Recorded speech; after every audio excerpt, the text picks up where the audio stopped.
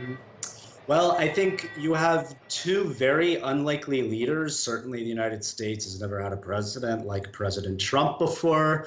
But I think we also have to give Kim Jong-un the benefit of the doubt.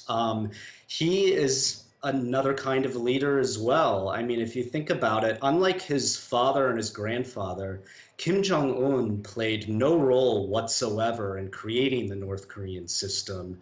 He inherited it. I even go so far as in my book as to say, in some ways, he himself is even a victim of the system himself. So I think what he's done maybe is spend the last 6 years kind of cleaning up house a little bit.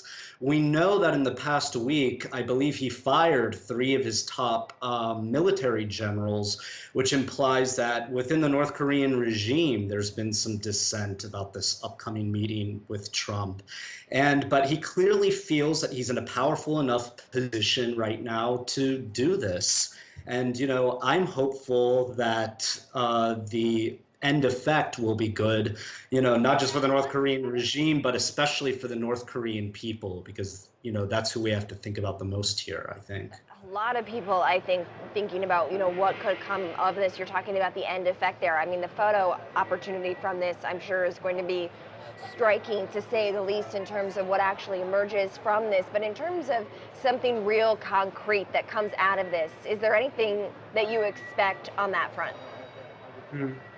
Well, I think that denuclearization should not be sort of like the end game here. It should hopefully be like the first result, the first thing that happens. But in response to that, that North Korea is probably going to want a lifting of sanctions because effectively what North Korea is doing right now, what Kim Jong Un announced back in April, is that economic development is now the country's sole domestic priority. And he realizes that he can't do that with all of the economic sanctions that his country is currently under.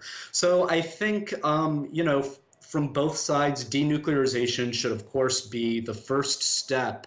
But then I hope it's just the beginning of what will be a long term diplomatic engagement with North Korea and will hopefully lead to some change there from the ground up.